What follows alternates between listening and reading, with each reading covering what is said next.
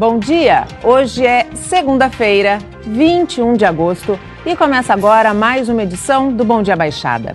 Eu sou Natalina Nini e vamos juntos até às 9 horas da manhã. Aquele que foi chamado para socorrer o outro perante a justiça, o defensor ou intercessor, do latim advocatus, o advogado tem como uma das suas funções mais importantes a preventiva, onde trata de assessorar, redigir documentos e contratos para que conflitos legais não existam. O Bom Dia Baixada hoje fala sobre os desafios e avanços desta profissão milenar.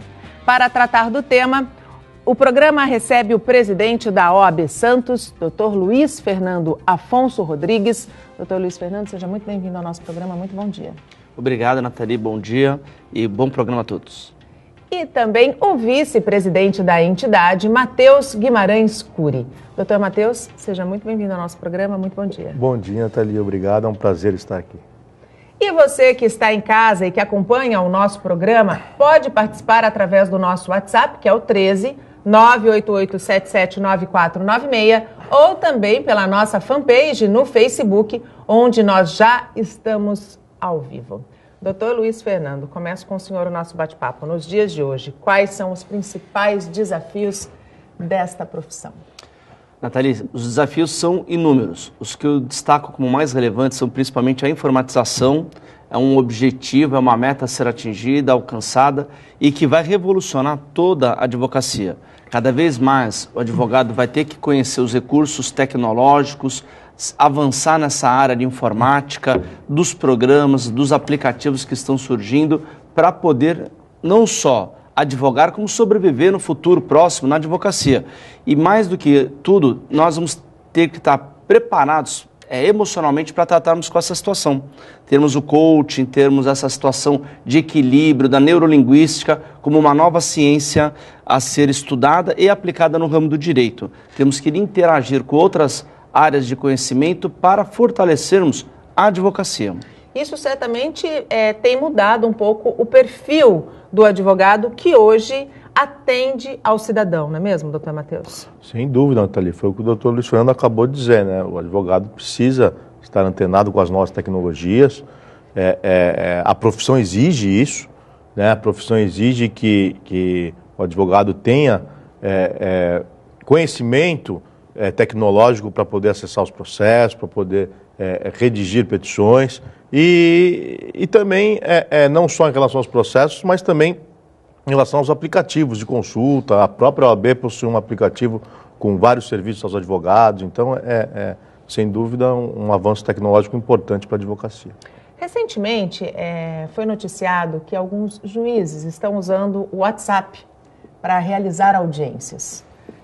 Qual a opinião de vocês? Eu acho que a tecnologia ela é um caminho sem volta, realmente não dá para a gente fugir disso. Daqui a pouquinho a gente vai saber mais o que a OAB tem, como a OAB tem investido nesse caminho. Qual que é a opinião de vocês com relação ao uso de um aplicativo como o WhatsApp para realização de audiências? Eu acho importante o WhatsApp não só para a realização de audiências, até como já vem surgindo a possibilidade de intimação de atos processuais para aqueles réus e até advogados que têm o telefone cadastrado nas petições. E esse telefone celular com o aplicativo WhatsApp serve para receber intimações. O Skype tem sido uma ferramenta utilizada por alguns juízes para aproveitar, para despachar e até falar de algum processo. Tem inclusive um juiz em Santos, o Dr. Frederico Messias, que recebe consultas e despacha petições pelo WhatsApp e também pelo Skype, principalmente pelo Skype, perdão. Isso facilita a vida do advogado, porque às vezes o advogado é de São Paulo, não precisa se locomover para Santos, às vezes o advogado está em Santos, mas não precisa se deslocar para o centro.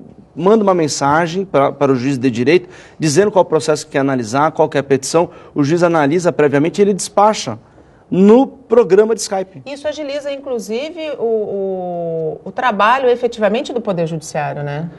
O trabalho fica mais transparente, fica mais próximo do cidadão e principalmente do advogado.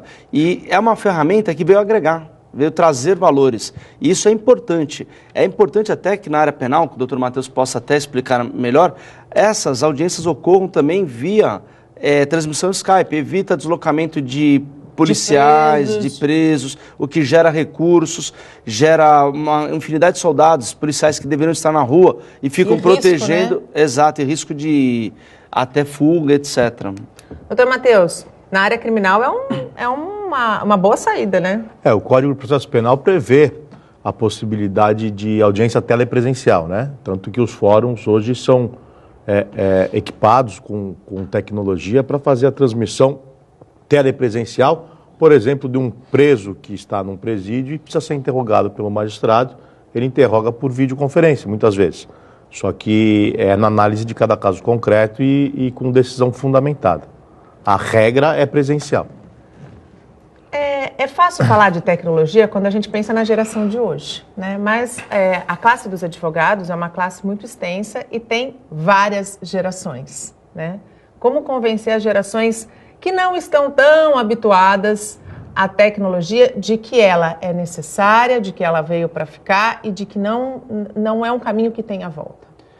Nathalie, uma grande surpresa quando nós começamos a administrar o OAB foi perceber que a maior demanda pelos serviços tecnológicos e maior dificuldade de acesso não se dava tanto para os advogados mais antigos. Mas pelos mais novos? Pelos mais novos, exatamente. Por conta da formação, as faculdades de Direito, até hoje, elas ainda não fazem o peticionamento eletrônico. As aulas de prática de processo civil, processo penal, processo trabalhista, por exemplo, são feitas manualmente. E isso gera perplexidade para aquele que passou no exame da ordem, começa a advogar e tem insegurança natural. E se esse advogado recém-ingresso no mercado não tem um advogado mais antigo para lhe orientar, para lhe explicar como faz um peticionamento, para lhe dar a segurança ou o caminho mais adequado, ele se sente inseguro. Enquanto que aquele advogado mais antigo, ele não tinha outra opção. Ele está advogando, ele teve que se adaptar, teve que estudar e foi ao mercado procurar os melhores cursos para poder advogar com qualidade. E esse novo que está entrando no mercado tem dificuldade. Por isso que a OAB faz diversos cursos. Nós temos um centro de apoio digital, onde temos 2 funcionários que têm conhecimento pleno de técnicas para informatização. E que ficam lá único e exclusivamente para orientar os advogados. São 17 computadores para atender advogados que queiram peticionar no centro de apoio digital. Qualquer advogado que for lá e tiver dificuldade, ele tem uma pessoa para lhe orientar. Olha, a petição tem que ser em PDF, esse tribunal exige petição em Word, porque cada tribunal ainda existe uma peculiaridade. Uma característica diferenciada. Então, isso gera uma demanda reprimida. E a OAB preparou funcionários para atender esses advogados, tanto os mais antigos quanto os mais novos. Mas, geralmente, nós temos aqui uma demanda maior entre os mais jovens. Engraçado isso, né? Verdade. Porque, teoricamente, são eles a classe mais conectada à tecnologia, né? Eles são mais conectados, eles têm a possibilidade do conhecimento mais rápido, mas eles têm a insegurança. Então, como eles nunca peticionaram, e não existe um modo no Tribunal de Justiça, por exemplo, do Estado de São Paulo, que é o maior tribunal, talvez, do mundo, e ele não peticiona por aprendizado, não peticiona de forma para ensinar, não tem um módulo dele, uma porta, um portal, que seja de treinamento. Então você só vai peticionar já valendo. Já valendo. Então a pessoa não pode errar, né? Não pode errar. Não pode errar. A OAB de Santos, ela é a segunda maior? Segunda mais importante do Estado de São Paulo. Do Estado de São Paulo. Hoje são quantos advogados inscritos? São 7.400 advogados inscritos, com mais uns 500 estagiários. Nossa, é muita gente, né? Bastante, Nathalie, bastante gente. Hoje, qual que é o principal projeto dentro da OAB Santos? Nós temos várias frentes. Estamos focados em garantir a prerrogativa do advogado, para que ele tenha um exercício pleno da advocacia e possa, com isso, garantir que o cidadão tenha um atendimento eficaz. Também trabalhamos na parte da área cultural, né? Fizemos um curso de processo civil de extensão na Escola Superior de Advocacia, visando aprimorar a advocacia na área do novo Código de Processo Civil. Estamos preparando para o começo do ano que vem um novo curso de processo de pós-graduação, mas na área do direito do trabalho e na área de previdência. São 2 áreas que estão sofrendo muitas alterações e ninguém sabe como é que vai ser. Então vamos preparar já para o ano que vem, era para sair esse ano já o curso, mas como não saiu a reforma da Previdência e ficou meio manco o curso, né, vamos trabalhar com que hipóteses? a possível, a não possível, então preferimos optar por aguardar até janeiro para verificarmos a possibilidade da implementação de um novo curso de pós-graduação. Aliás, hoje a notícia é de que o governo quer retomar com celeridade aí a votação da reforma da Previdência. No entanto, agora eles estão muito preocupados com a reforma política, que eles também não se entendem. Essas reformas, de um modo geral, na visão de vocês, impactam de que maneira na vida do advogado? As reformas, muitas delas são importantes para o país, né, Nathalie? Mas talvez não da forma como estão sendo conduzidas e com a rapidez que estão sendo conduzidas. Falta diálogo? Acho que falta diálogo é que mais impacta a vida do advogado, apesar de eu não atuar na área. Sim. Mas nós ouvimos dizer a reforma trabalhista, né? Mas isso é questão também de mudança de cultura, de hábito, de estar antenado com o mercado de trabalho e se adequar ao novo mercado. Acho que tudo na vida é assim, né? Vocês acreditam que vai nascer um novo advogado do trabalho com essa reforma? Olha, um novo perfil de profissional? Sim, se ela for considerada legítima, válida, porque ela ainda vai passar pelo crivo do judiciário. Exato. Existem já diversas teses que sustentam a inconstitucionalidade dessas reformas, até porque não houve uma discussão prévia com a sociedade, e isso não fazia parte do projeto de governo desses deputados que foram eleitos, desse governo, então foi tudo pego de surpresa. E isso vai ser levado a questionamento no judiciário. Sim. Então ainda é cedo para afirmarmos algo a respeito disso. A partir do momento que essa matéria da reforma trabalhista passar sob o crivo da Justiça do Trabalho, e se ela eventualmente for aprovada, aí vai ter que surgir um novo perfil, né? Advogado trabalhista com um perfil mais conciliador, mais preventivo, não tão litigioso do que o que existe hoje. Mas eu vejo que a reforma trabalhista prejudicou principalmente, além de prejudicar a classe dos advogados, prejudicou principalmente o mais fraco na relação trabalho, que é o trabalhador. Precisamos ter em mente que ele não tem as mesmas condições de negociar com o patrão. Precisamos ter em mente que a consolidação das leis do trabalho é uma lei que já existe há 70 anos e visava garantir direitos mínimos dos trabalhadores. Então nós não podemos pensar em retroagir, porque a partir do momento que vamos eliminando direitos mínimos dos trabalhadores, nós estamos aviltando ainda mais a classe operária, a classe dos trabalhadores, e tornando aquilo que já é desigual ainda mais desigual. A CLT era um mecanismo de tentar equilibrar essa relação jurídica. Então ela precisava ser analisada, uma possível reforma trabalhista, analisada com mais calma. Na opinião do senhor é necessário, mas talvez não da forma que está sendo conduzida. Da forma como foi conduzida, é totalmente inviável se acreditar que ela foi realmente debatida com a sociedade civil, com as centrais sindicais, com as entidades de classe, com os trabalhadores. Não, ela foi imposta por conta de uma determinada demanda, e que é dos empresários. E não houve, por isso, um equilíbrio nas discussões. E isso vai gerar ainda muita discussão. Na parte do direito criminal, doutor Matheus, quais são os principais avanços e ainda os principais desafios? Você diz com relação à advocacia? Isso, com relação à advocacia. Os processos digitais, sem dúvida, né? Hoje, os processos estão muito mais céleres, ainda existem processos físicos, e aí é bom até que se tenha para se fazer uma comparação. Os processos físicos demoram muito mais do que os processos digitais.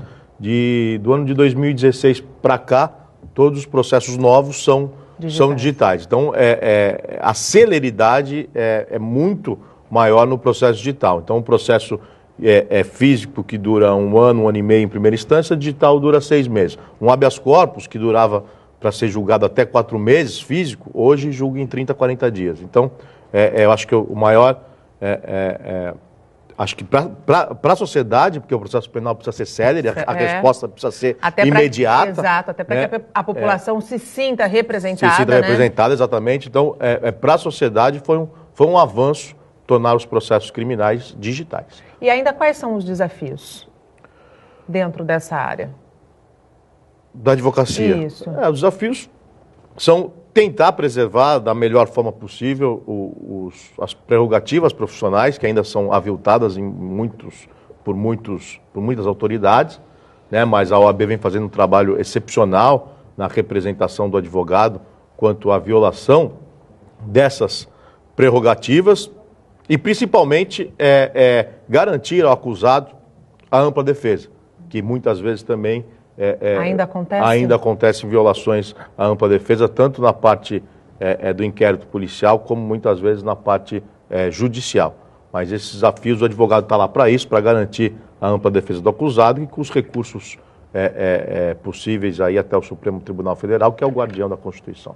Na opinião de vocês, a categoria, a classe dos advogados, ela tem sido valorizada? Olha, se nós percebermos todos os embates que tiveram ultimamente no país, o advogado esteve sempre à frente de todos. No impeachment da Dilma, tivemos advogado acusando, advogado defendendo, a Janaína Pascoal, que foi minha colega de conselho seccional da OAB, o professor José Eduardo Fernandes, né? José Eduardo Fernandes. Não é José, o doutor Eduardo, que foi ministro, também defendendo. Então, os advogados tinham o papel de protagonistas nessa situação. Tinham papéis de protagonista nas defesas, nas acusações, e isso tudo valoriza a profissão do advogado.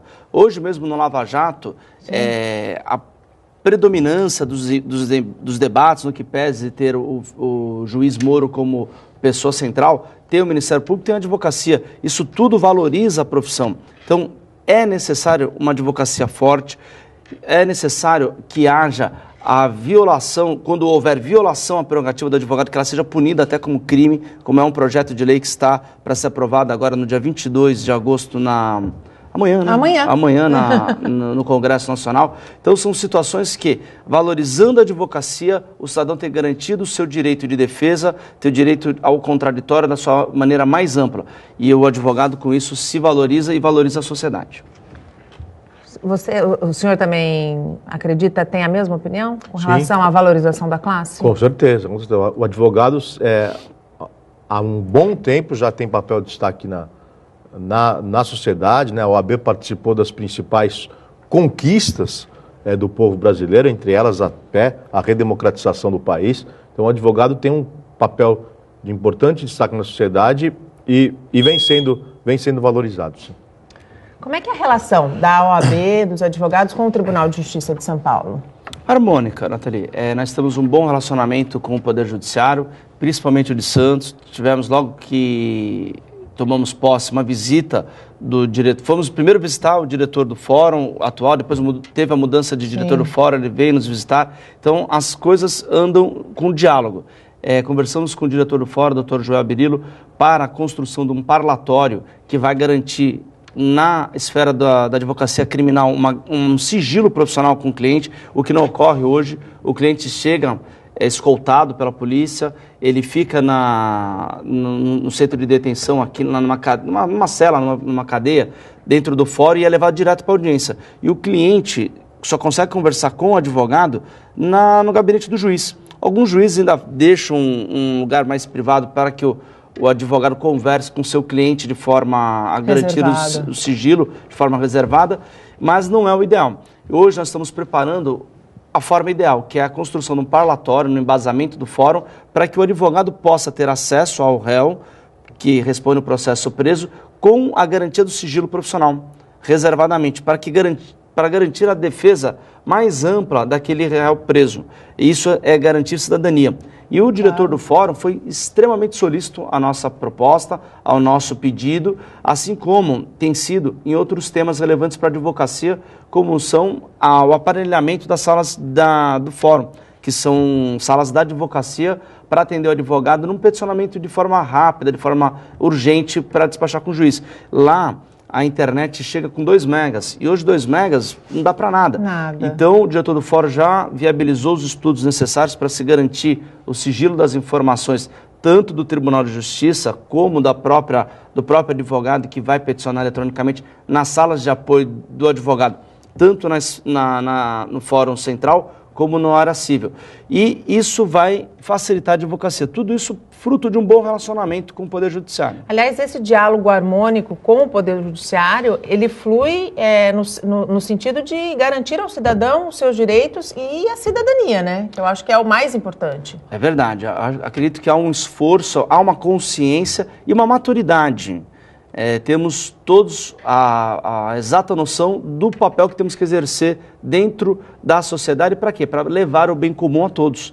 E temos sido muito bem recebidos, tanto pelo Ministério Público, quanto pela magistratura, tudo visando, e com o Poder Municipal também, Câmara Municipal, todos imbuídos do melhor espírito republicano para ajudar o cidadão. Fazemos sempre um diálogo entre vários poderes para levar ao cidadão as conquistas que nós planejamos que sejam de bem para a coletividade. O Bom Dia Baixada está de volta e para você que está chegando agora, hoje falamos sobre a profissão de advogado.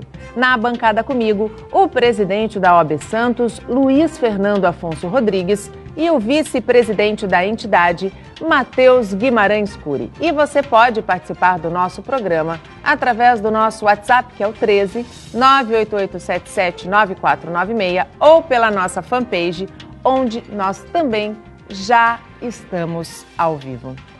Eu queria a opinião de vocês. Hoje a gente vê muitas faculdades de direito e muitos profissionais saindo para o mercado de trabalho. Como garantir a qualidade do exercício da profissão com um número tão elevado de profissionais sendo formados? Nathalie, isso começa com o exame de ordem criterioso, como vem ocorrendo, um exame de ordem que avalia, de fato, o estudante e, após a conscientização do estudante, que passa a ser advogado, a procurar uma especialização.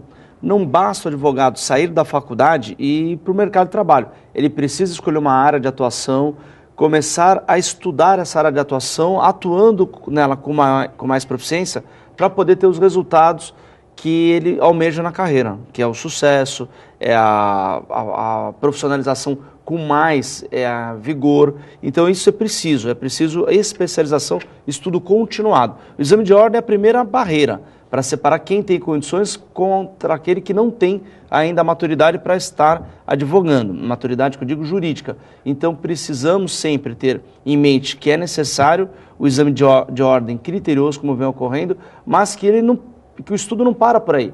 O exame da ordem é o primeiro passo para o advogado. Depois ele precisa se especializar ou na área civil, trabalhista, consumidor, criminal, são diversas áreas, meio ambiente, para que ele possa atuar com uma probabilidade de êxito muito maior do que se ele fosse generalista. Olha, vou pegar as causas que vierem e ser o sócio do Dr. Google. Isso não dá.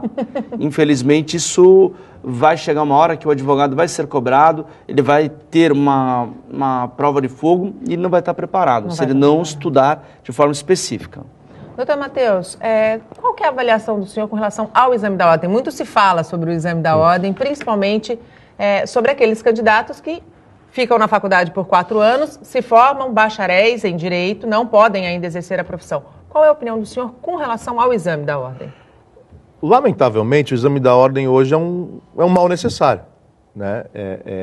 Porque as faculdades de direito, muitas delas não formam o aluno da forma como devem formar. Na verdade, isso é em decorrência de um trabalho mal feito pelo próprio Ministério da Educação, que acaba liberando a criação de novas faculdades de direito, né? Muitas sem qualidade, sem qualificação para formar um advogado. Então, o exame da ordem serve justamente para fazer esse filtro. A OAB não tem como vetar a criação de uma faculdade de direito. Não é da competência da OAB autorizar ou não a criação do curso de direito, mas a competência do MEC. Então, a OAB, enquanto instituição, justamente para preservar a advocacia e principalmente o cidadão, porque são bens valiosos. Sim, se fala em liberdade, se fala em imóvel, né? Se fala em direito à propriedade, se fala em liberdade, se fala em direitos de família, né? São todos bens muito valiosos, então o cidadão precisa ser representado. E a OAB, a única alternativa da OAB é fazer esse filtro através do exame de ordem, que é um exame criterioso e que tem que continuar sendo criterioso. Eu concordo com a opinião de vocês. Com um número elevadíssimo de faculdades abrindo as portas, sem a devida qualificação, se a gente não tem um filtro, o cidadão acaba sendo colocado em risco, né? É verdade. Como o doutor Matheus falou com propriedade, a questão do exame de ordem ele é o mal necessário para nós filtrarmos aqueles que não têm condição e prepararmos aqueles que têm a possibilidade de advogar. Para que você tenha uma ideia de que é um mito essa situação de que o exame da ordem é impossível de ser feito, o exame da ordem tem um grau de dificuldade exagerado, nós vemos vários alunos de 4º e 5º ano já passando no exame da ordem, sem ter ainda a completa formação jurídica, isto é, ainda estão com 70%, 80% da formação deles. Eles ainda estão no 8º semestre, já vão prestar o exame da OAB e já passam. Temos alunos na faculdade que já passam no 8º, no 9º semestre, no 10º semestre já estão com aprovação garantida no exame da ordem. O que mostra, muitas vezes, que é um mito essa situação de que o exame da ordem é uma prova impossível. Não é impossível. Ela qualifica minimamente o advogado a exercer o seu mister. Então temos a situação de que um exame de ordem criterioso leva a uma garantia de toda a cidadania, porque são envolvidos direitos à liberdade, ao patrimônio e até a vida em algumas situações, que o advogado deve lutar. Então precisamos que o advogado esteja minimamente preparado para o exercício da profissão. E o exame de ordem visa isso, separar o joio do trigo. Existem muitas faculdades que não preparam o advogado de forma condizente. E essas o MEC deve atuar. Essas que têm uma aprovação muito abaixo de uma média devem ser visitadas pelo MEC, devem ser exigidos reparos na sua grade, na sua biblioteca, na formação dos professores, enfim, ou até cassados seus registros. O que nós não podemos é permitir que seja feita uma justiça ao inverso. Olha, a faculdade não preparou, agora a OAB vai ter que aceitar o profissional com severas dificuldades de profissão para o exercício. Então nós temos que limitar, sim, essa situação de um profissional mal formado. Como em toda profissão, existe a questão da concorrência desleal, né? A gente tem a concorrência desleal com os médicos, a gente tem concorrência desleal com o jornalista. Temos concorrência desleal também com os advogados? Sim, infelizmente são criadas por organizações que, ao meu ver, são criminosas. Elas têm pautado sua prática por meio de associações que mudam de endereço de 6 em 6 meses. A OAB fica caçando essas pessoas, fica caçando essas entidades. Na maioria das vezes não é formada por advogados, presta e pretende prestar serviço da área de advocacia e, muito grave, ela traz informações do cliente, fidedignas do cliente, informações pessoais do cliente, como até extratos da conta do INSS, do fundo de garantia, contas particulares do próprio cidadão que ela procura. Como pode o cidadão acreditar que alguém que tenha obtido dados importantes, sigilosos de si próprio, possa ser alguém confiável para entrar com uma causa?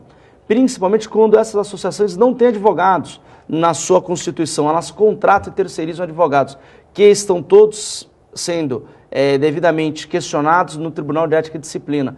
Então é algo extremamente perigoso para a sociedade.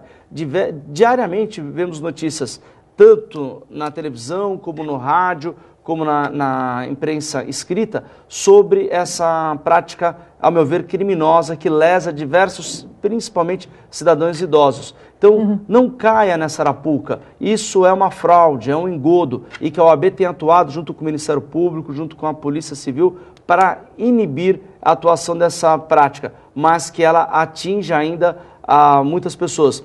E às vezes, Nathalie, essas empresas estão sediadas fora até do país. Vamos buscar o contrato social de algumas empresas, a sede é em Miami. Outras que têm sede em Londrina, no sul, na região do sul, eles mudam de local em Santos a cada 4, 5 meses. Para quê? Para lesar as pessoas. Então, muito cuidado ao cidadão que está ouvindo a reportagem, porque isso é um desserviço à sociedade.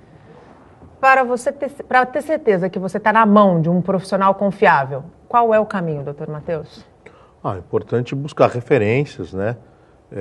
Procurar saber quem é o profissional, em quais áreas ele atua e, eventualmente, pode até consultar a OAB sobre eventuais procedimentos disciplinares contra esse profissional, apesar de serem sigilosos, né? Jamais é divulgado o conteúdo, mas a pessoa, pelo menos, tem uma referência da atuação profissional do advogado. Com relação a essas associações que o doutor Luiz Fernando colocou, quais são os riscos que o cidadão corre quando procura por uma questão, vamos dizer assim, econômica, né? Pagar menos por um serviço que pode, de repente, representar a sua liberdade, a sua segurança. Sim, muitas vezes é lesado, né? Por apropriação indébita do dinheiro, que eventualmente é levantado em juízo. Outras vezes tem o seu direito enfraquecido porque não está bem representado. Então é um risco muito grande procurar essas associações, porque foi como o doutor Luiz Fernando falou, as associações são criadas para esse fim, para fins de captação, o que a ordem não permite.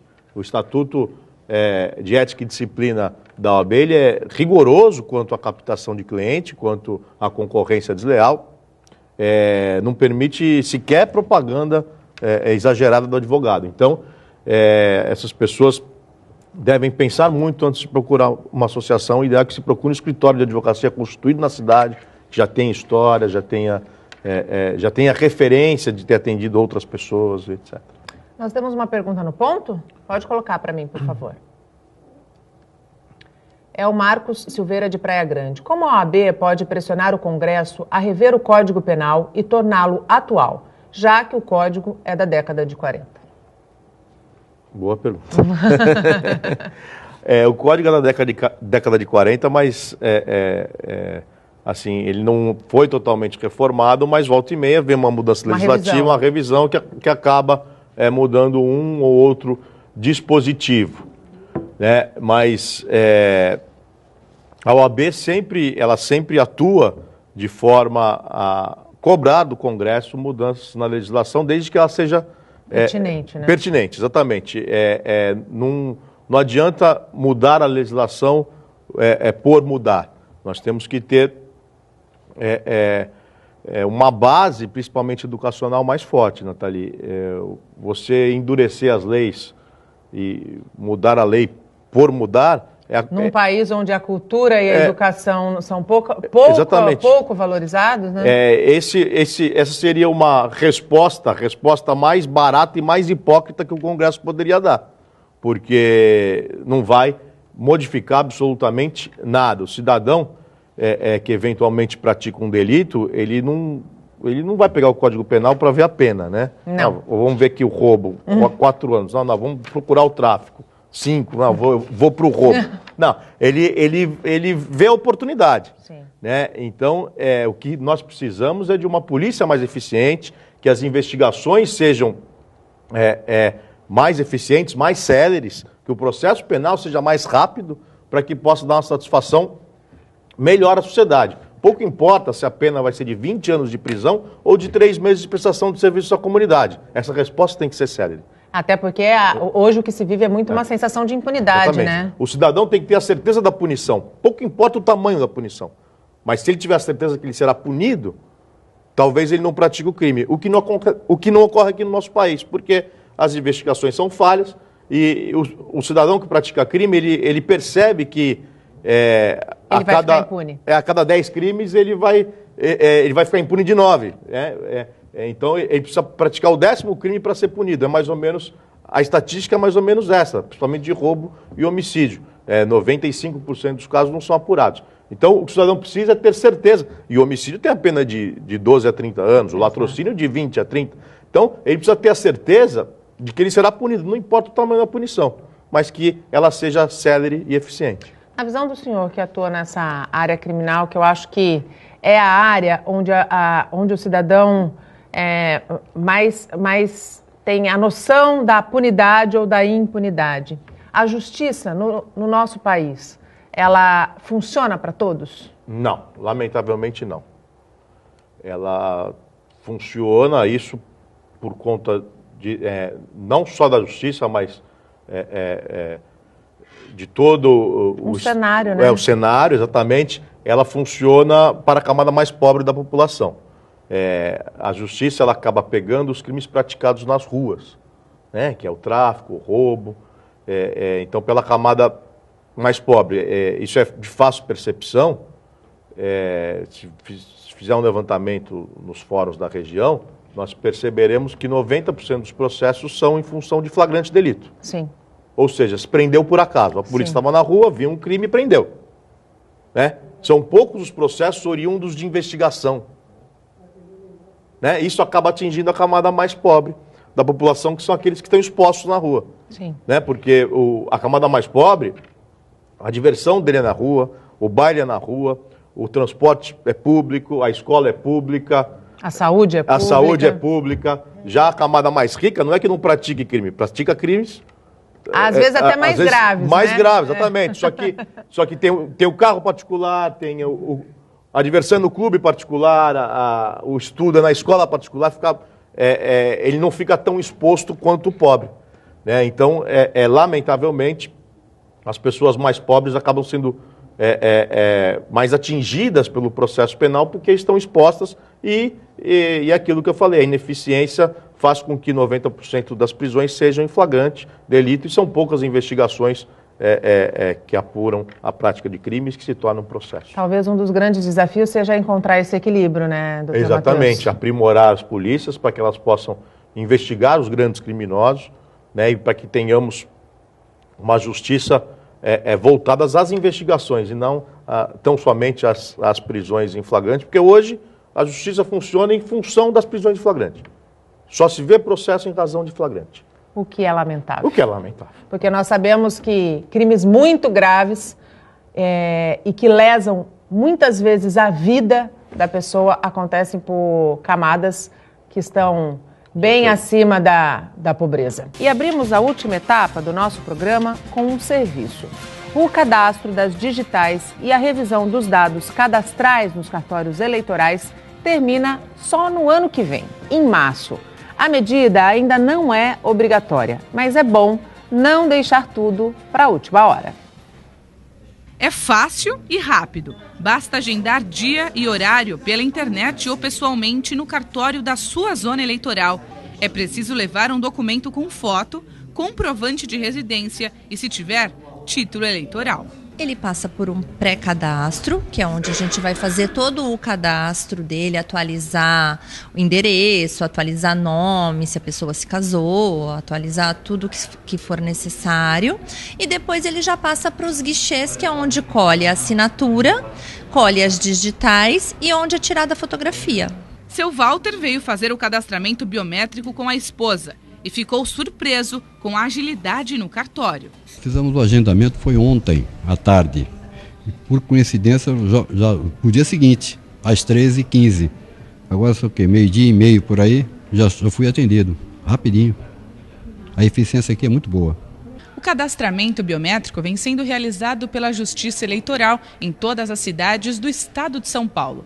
Por enquanto, a adesão ainda é fraca na região. Apenas 15% dos eleitores colocaram os dedos nesta máquina para registrar a impressão digital. O cadastramento ele não é obrigatório para a eleição de 2018, para a eleição do ano que vem, mas ele em breve será obrigatório. Nas últimas eleições para prefeito e vereadores em 2016, o sistema foi utilizado apenas em São Vicente como teste aqui na Baixada Santista. Segundo a Justiça Eleitoral, a principal vantagem é a segurança, além da atualização do cadastro. Com a identificação biométrica, não haverá a possibilidade de um eleitor votar no lugar de outro. A biometria ela é importante porque evita que outras pessoas, se passem assim por nós, então acho que dá mais segurança, a confiança de ser realmente nós mesmos para estar fazendo a votação. A segurança acima de tudo, na verdade, né? Hoje em dia o país ainda está meio complicado com todas essas crises políticas aí, então a gente está tentando, eles estão tentando fazer o máximo possível para... Já é sério, né? Mas para ser umas eleições um pouco mais sérias, para a gente ter um futuro do Brasil um pouco melhor aí. É o que a gente está falando, a tecnologia a favor da segurança do cidadão. O site para fazer o cadastramento pela internet é o tre-sp.jus.br. Você pode conferir a lista dos endereços dos cartórios da região no Santa Portal.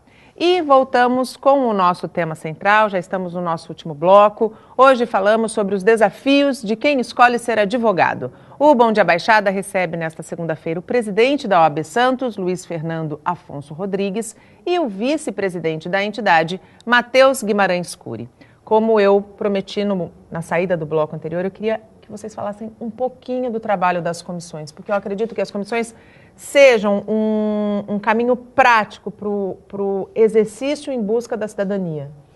Nathalie, as comissões da OAB Santos têm feito um trabalho maravilhoso, por exemplo, dá para citar o CADOG, que é um trabalho da Comissão de Assistência Judiciária Gratuita ao município com mais dificuldades financeiras, atendendo a população que tem rendimento até 3 salários mínimos nas áreas do direito civil, principalmente família, ações de pensão alimentícia, execução, divórcio, investigação de paternidade, na área da infância e juventude, tanto na parte criminal, que atua pequenos delitos dos menores, como também a adoção e guarda, e na área criminal também. Aquelas pessoas que têm renda até 3 salários mínimos podem ser atendidos dentro da CADOG, que é na OAB Santos, fica dentro da OAB Santos, e uma vez por semana atende... Agora na Câmara, na Câmara Municipal. Às segundas-feiras, das 14 às 17 horas, a Câmara Municipal estendeu um posto avançado desse atendimento. É um atendimento para a população. Temos outros diversos, como nós fizemos recentemente as campanhas em prol dos idosos. Nós temos as segundas-feiras do mês, das 10 ao meio-dia, o atendimento à população idosa que vai procurar a OAB por uma orientação jurídica. E aí essa pessoa não precisa estar dentro da faixa dos 3 salários mínimos, e ali ela tem o primeiro atendimento para ver se o que ela tem de dúvida jurídica é possível de ser abraçado pelo direito. E lá é indicado uma comissão para atuar, ou ela vai procurar os seus direitos por meio dos órgãos competentes e faz aí um atendimento para essa pessoa. Também temos uma oficina de pais e filhos pela Comissão de Solução de Conflitos Amigáveis, procurando restabelecer o diálogo entre o pai e o vínculo entre a mãe, para que eles entendam que o fim da relação não é o fim da família. Sim. O fim do casamento, às vezes, implica num ruído de comunicação muito grande, e é preciso um profissional habilitado para restabelecer o papel do pai e da mãe, restabelecer o diálogo entre eles, para avisar o bem da criança. Até para que não haja tal da alienação parental, Exatamente. Né? Conseguimos que o vereador Antônio Braz encaminhasse à Câmara Municipal para que tenha no calendário municipal da cidade de Santos o dia de conscientização à alienação parental. Pedido da OAB Santos, é um projeto da OAB Santos também. Temos um trabalho também importante de cidadania realizado pela Comissão do Jovem Advogado, que leva a cidadania às escolas públicas da rede municipal e estadual, para que os jovens aprendam desde cedo os seus direitos, os seus deveres, para que eles possam ser formados enquanto cidadão. Temos também um trabalho com a Guarda Municipal pela Comissão de Segurança Pública, visando a humanização, conscientização e do profissional que vai, da Guarda Municipal, que vai, a partir de um tempo breve, já poder ser armada, a polícia vai ser armada. Então, nós temos feito um trabalho de aproximação com a sociedade civil, visando sempre o bem da coletividade, o bem da sociedade, e por isso que vem a valorização do advogado, porque ele faz esse trabalho social, seja para o idoso, seja na área do consumidor. Também temos uma comissão que faz um trabalho de aproximação da sociedade mais carente de recursos e de conhecimento para os seus direitos básicos.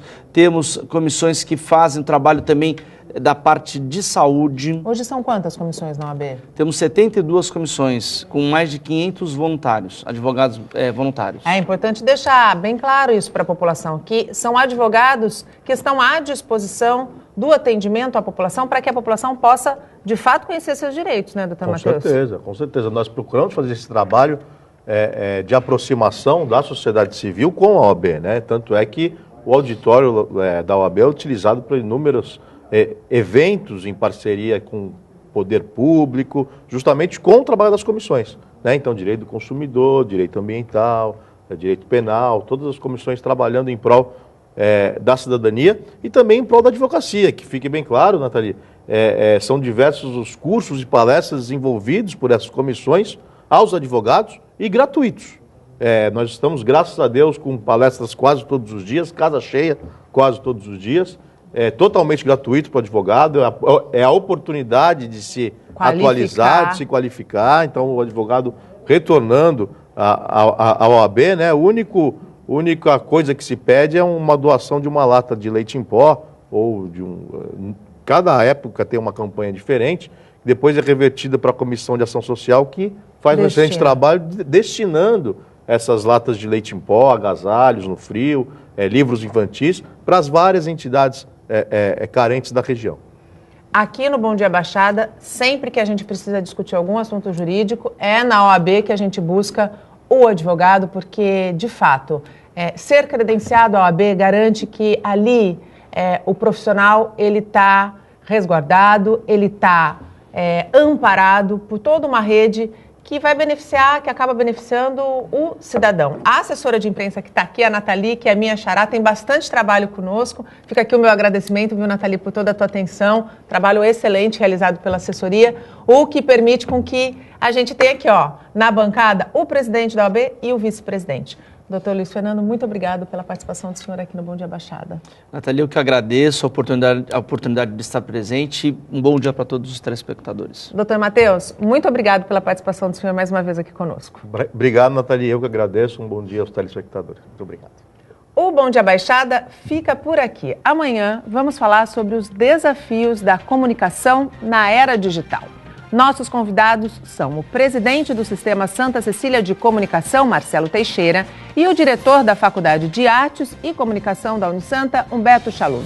Você já tem alguma pergunta? Então pode enviar para o nosso WhatsApp.